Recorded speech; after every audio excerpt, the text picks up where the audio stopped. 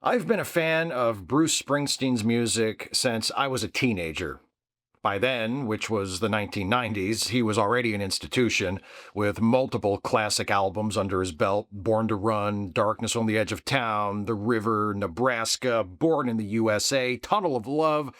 Because Bruce has been around for so long and been great for so long, and because he's still out there performing and writing and recording new music, there are always people discovering his music for the first time, just like I discovered it for the first time more than 20 years into his career.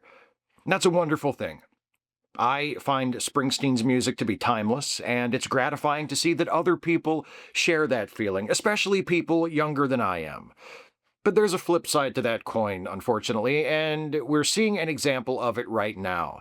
After Springsteen made some statements critical of Donald Trump and the Trump administration during a recent performance in Manchester, England, Trump responded in the same way he always responds when he is called out by someone more popular and respected than he is. He took to his personal social media site, Truth Social, to publicly whine about it. Trump wrote, "I see that highly overrated Bruce Springsteen goes to a foreign country to speak badly about the President of the United States. Never liked him, never liked his music, or his radical left politics. And importantly, he's not a talented guy, just a pushy, obnoxious jerk who fervently supported crooked Joe Biden, a mentally incompetent fool, and our worst ever president." And then he goes off on a tangent about Biden for a little bit, then remembers that he was originally talking about Bruce Springsteen and gets back on topic. "This dried out prune of a rocker, his skin is all atrophied, ought to keep his mouth shut until he gets back into the country. That's just standard fare. Then we'll all see how it goes for him." It wouldn't be a Trump social media post without the passive-aggressive bully shit in the form of that not-so-veiled threat at the end, in response to Trump throwing a little tantrum over one of the greatest rock stars ever, accurately describing him. Springsteen called Trump's administration corrupt, incompetent, and treasonous, and nothing hurts Trump's feelings more than saying true things about him. Trump's army of cult followers have obediently taken to social media to declare that they are done with Bruce Springsteen. They're burning their Springsteen albums. They're never listening to his music again. They're never buying a ticket to another one of his concerts. This, I'm sure, breaks Bruce's heart.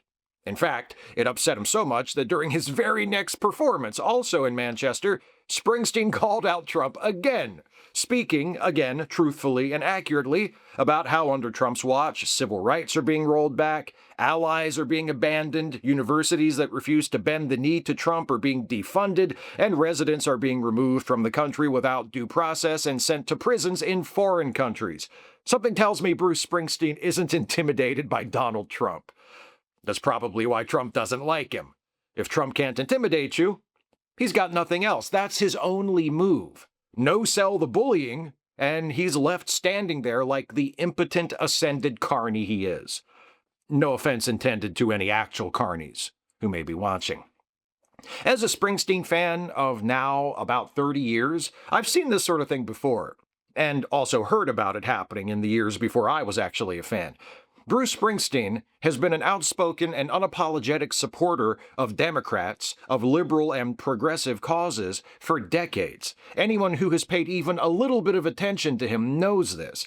If you haven't paid attention and you're someone who only recently became a fan, I guess, maybe some of you might be able to reasonably say you were surprised by his anti-Trump remarks, but even that is pushing it.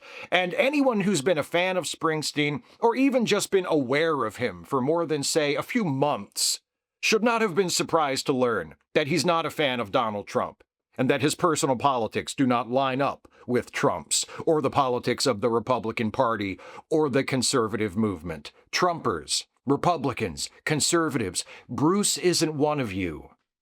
And he's not shy about that. And yet, seemingly every time he makes a political statement, we have to go through this all over again. When Ronald Reagan praised Springsteen for writing Born in the USA, a song he had obviously never actually listened to, Springsteen responded by saying pretty much exactly that. He wondered, since Reagan was such a fan, what Reagan's favorite Springsteen album was, since he clearly hadn't listened to Born in the USA.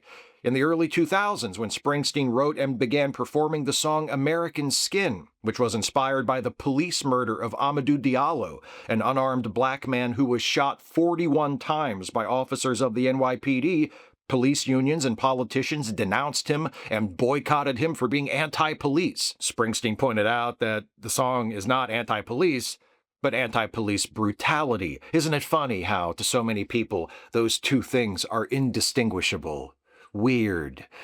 A few years later, Springsteen again used his music to call out the cruelty and incompetence of the George W. Bush administration in the aftermath of Hurricane Katrina and for the wars in Iraq and Afghanistan. Same thing, conservatives expressing shock and outrage that Bruce Springsteen, a common musician, a humble and ignorant singer of popular songs, would dare have the impudence to express opinions on political matters. And on all of those occasions, and others I haven't mentioned, they shouted the same four words these same people said to the Dixie Chicks, and to Neil Young, and to Tom Morello, and to Taylor Swift, and to every other musician who has ever spoken out against bigotry and intolerance and right-wing politics. Shut up and sing. I have a counter-proposal. If you're upset by what Springsteen said about Trump, if you think it's not the place of an artist to speak out about politics, if you somehow think this is a recent left turn by Springsteen, that he has somehow gone woke all of a sudden, try this. Shut up and listen. Listen to Bruce Springsteen's music. And when I say listen, I mean listen to the lyrics and try to understand what the man is actually saying with his songs. Go back as far as you want. Listen to Lost in the Flood from his first album, Greetings from Asbury Park. Listen to Thunder Road, or Meeting Across the River from Born to Run. Listen to Factory or Promised Land or any song from Darkness on the Edge of Town, really. Listen to the compassion and understanding that Springsteen's music holds for working class people, for abandoned veterans, for the lonely and the lost. Listen to Out in the Street or Hungry Heart or The River or My Father's House to hear songs about people who yearn to escape their past, escape where they came from, or recapture something they've lost.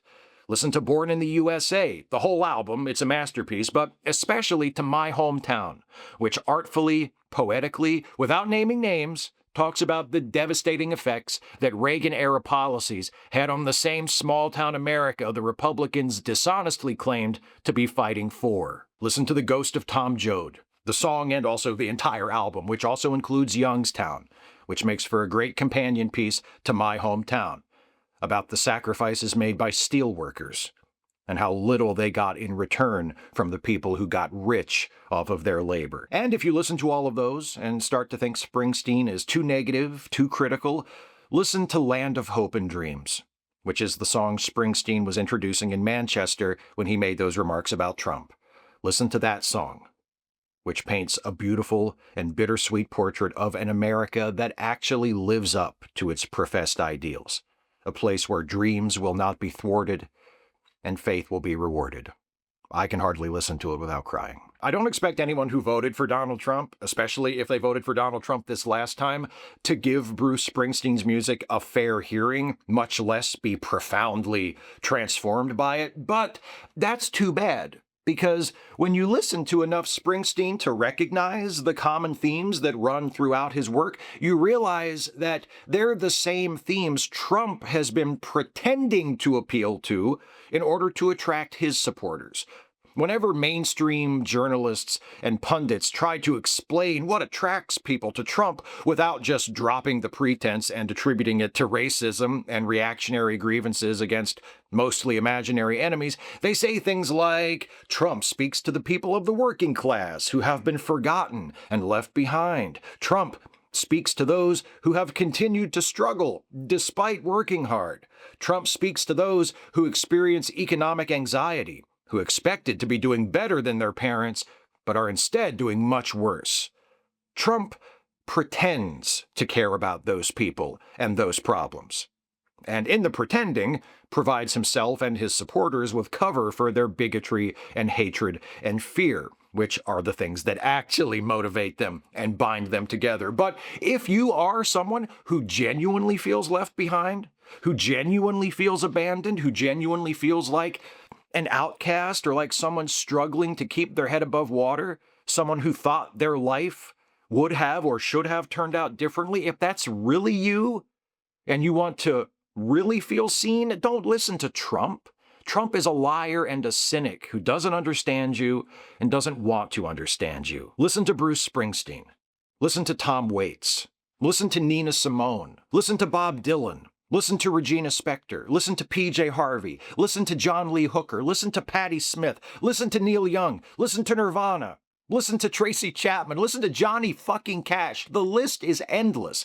Listen to music made by artists who have been through what you've been through, who have felt your pain, and instead of turning it into hate and resentment, used it to turn themselves toward empathy and humanity. Bruce Springsteen's politics are no secret. Where his sympathies lie is well known. He's been revealing those things in his music for more than 50 years. If you don't like his work, that's fine. It's a matter of taste. But it would be nice if those who are always yelling at him to shut up and sing would at least allow themselves to hear what he's singing about.